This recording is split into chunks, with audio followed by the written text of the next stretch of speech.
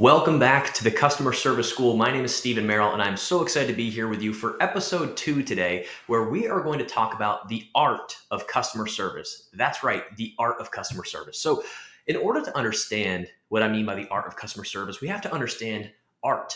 Now, everybody has a different definition of this, and they view art in different ways. For some people, music is an amazing art, whether they just enjoy it or they can play it. For some, going to a beautiful restaurant, a Michelin star restaurant, and having an amazing experience there, that's art. For others, it might be what you're thinking of, looking at the Mona Lisa, looking at paintings from Pablo Picasso or from someone, right, in a museum or at your own time. And maybe you love to paint and you love to create these forms of art yourself. And I like to start off by kind of putting that picture in our head, because when I say the art of customer service, I think a lot of people probably scratch their head. And what do you mean the art of customer service? And why is that? Because today, everybody's moving so fast. And when you think about customer service today, what do you usually picture? Calling a customer service line, probably. The second that someone answers the phone, you know right by the way that they say hello if they're going to be actually a service with you, or if they're going to be a disservice, if they're going to help you, or if this is going to be a nightmare of a process. And then what's the typical situation there that we picture? We picture then that maybe we're put on hold and this person is trying to look into the database and figure out what happened. Then they get back on with you and they say, hey, I can't solve this for you. I'm gonna have to escalate this to my manager or to a different level. And then you have to get a call back, or now you get put on an email and now you're waiting for days, and it just becomes a huge headache. That's the opposite of customer service as an art form. And so when I want you to talk about and think about customer service as an art form, think about customer service truly as an experience that you as a business owner, as a leader, as a new team member have control of creating for every single customer that interacts with you. Now, this can work if you have a digital business, because you can create an entire digital experience for someone. This can obviously work if you have a brick and mortar location. So here's what you want to think about.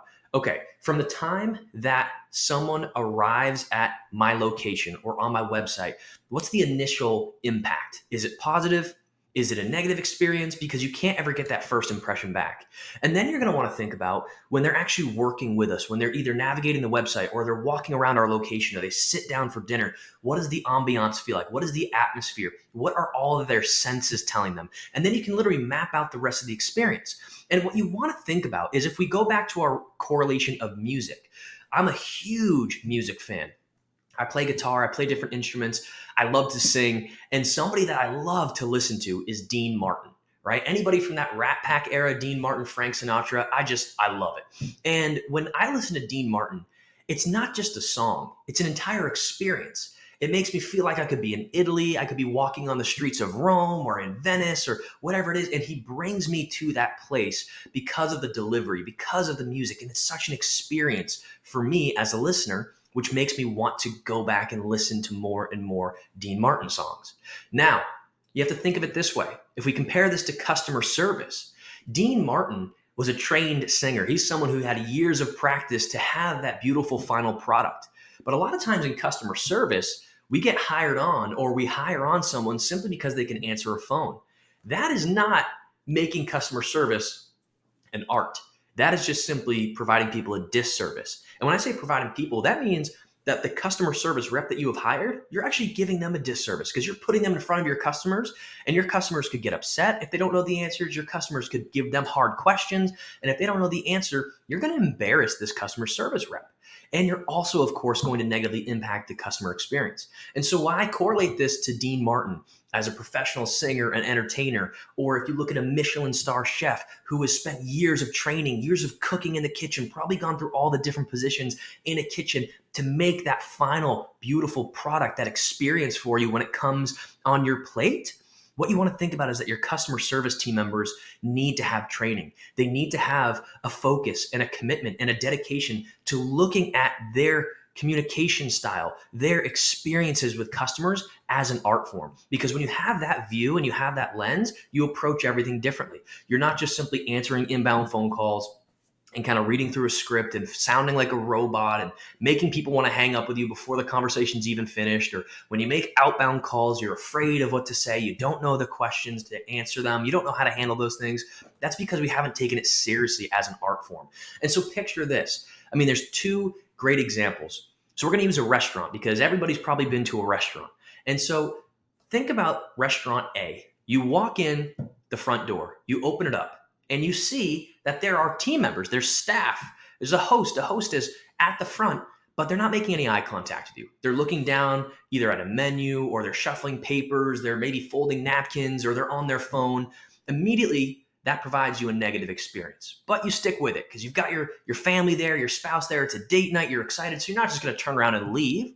So you walk up to the front and you have to kind of make yourself known to this person, right? That's why if you ever see a company with like a ring the bell type situation, you want to get rid of those bells. That just means that your people should be at the front when they're not. But anyways, you go to the host or the hostess and you have to strike up the conversation. You say, hi, Steve Merrill, party of four, right? And then they kind of say, okay. And they don't make any rapport with you. They don't really have a conversation with you. They don't ask how your evening is going or how your day has been or anything like that. And they just look in the system and they scroll through on the iPad and they say, okay, yeah, it's going to be a 15-minute wait. Let's say you made your reservations for 7:30. You're there at 7:25. You came early and now you've got to wait. Okay, well, you have patience, so you stick it out, right? And you and your family wait. You and your spouse, whatever the situation is, you guys wait.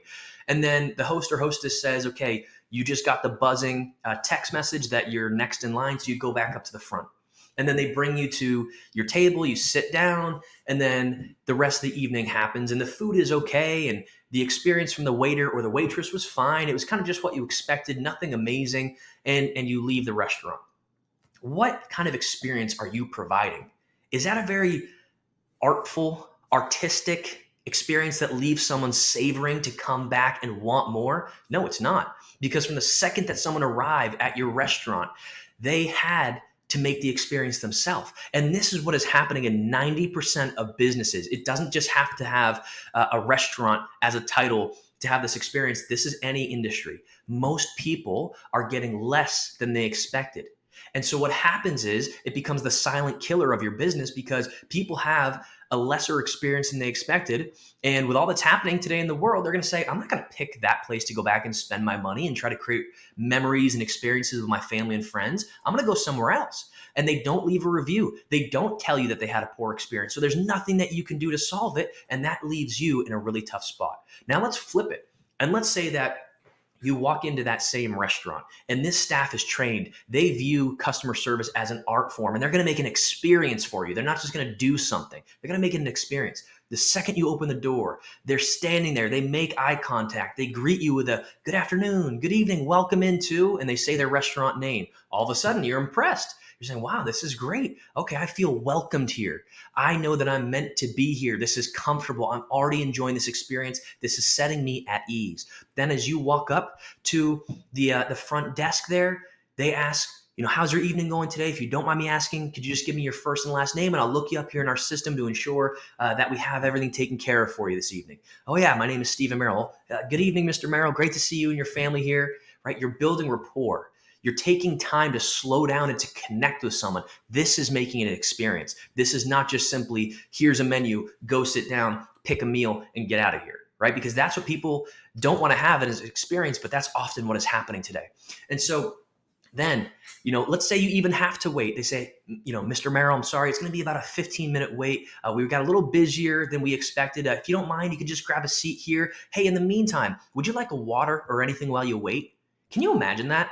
If you're sitting in a waiting room and now you get to have a water or something to kind of kill that time, something to make even the waiting room an experience for you, that's a whole different ballgame, right? If you're there with your kids, they could give you the menu already for the kids and the crayons and they could start to color. You're making an experience. You're not sitting there saying, why did we come here? I made a reservation. Now I have to wait. This is ridiculous. It's not lowering the experience. They're actually enhancing the experience if you make things like the wait time an actual experience for someone because you've thought about it. You've cared about that person and said, I don't want them to wait because I know I wouldn't want my family and I to wait. So how can I make it enjoyable, right? Then from there, they seat you. The waiter or the waitress comes over. Maybe they tell you a story about the restaurant. They tell you a story about the local, artisans and crafts people that have either helped decorate the restaurant or the farmer's market where they get the produce or the meat or things like that. They bring you into the story. They involve you. This is bringing you somewhere. This is making experience for you. This is a different level. And then from there, when the food comes out, it comes out on time. They didn't have to wait too long. And here's another point. If you are a scratch kitchen, if you do make everything from hand, have your waiter or waitress explain that to the people sitting there. Tell them, hey, it might be a little bit longer than you're used to when you wait here, but that's because at our restaurant, we make everything from scratch. We don't have things waiting in a freezer that we're going to pop in a microwave and just deliver to you. That's not how we operate here. What we want to ensure is that you have the freshest quality food when you dine with us. And think about that. You can say that in any kind of industry that you're in. Hey, this is how our process works. This is what you can expect in working with us. It might be different than anything you've heard before, but that's because we are proud of the high standard of excellence we provide to every single customer, right? It's a different conversation. So then the food comes out. You and your family enjoy the food. It's a great experience. The waiter, the waitress comes back, but not too many times. Your water's always nice and full. You're enjoying the meal. You go for a dessert because you want to prolong this experience. Remember, people will spend more time and more money with companies that give them an exceptional experience, especially when they're with people that they love. If you're there with your family, with your spouse, you want to have this memory. You don't want to just have a meal. You want to have a memory. And so again, you don't have to just be a restaurant for this to make sense. This can be any industry, any company. And then what you do is obviously you pay for the meal and everything was great. And instead of getting some kind of survey after that you're expecting, you get a personalized video follow-up from either the owner of the restaurant or the general manager of the restaurant or whoever, but it makes that an experience. It's adding in that personal touch, that personal flavor that everybody is craving post-pandemic, and so many companies are missing that. And so if you just focus on your customer service being an experience, make it an art form. Take the appropriate time when you're hiring someone to find the right person who has a passion for taking care of people. And again, this could be for a call center. This could be on a sales department. This could be in a restaurant. It doesn't matter. You have to have people on your team who care because you can always train and develop them in this skill. And then from there, you want their onboarding process to be filled with education. Show them videos, explain to them, give them case studies of this is our company. This is our purposeful proclamation. This is who we are, what we stand for, and how we service our customers. We create exceptional experience at every single touch point and intersection essentially with the customer. And when you do that, you start to create a culture of caring. You start to create a culture of people who are looking out to say, wow, what could I do to make that experience just that much better for every single person that walks in this door and has this experience? So whatever you do, just think about it. It's not the way that business used to be done. You cannot rest on your laurels. You cannot say, hey, we've been in business for decades, and because of our great brand, we're going to be here for another 5 decades. No. That's not how the world is right now. You need to be providing exceptional experiences for every single person that interacts with your business, and you have to give them more than they asked for because that is going to blow them away. That's going to separate you from everybody else, and you're also going to want to treat your employees, your internal team members, with the same type of service and care. So I hope this tip helps for all of you today.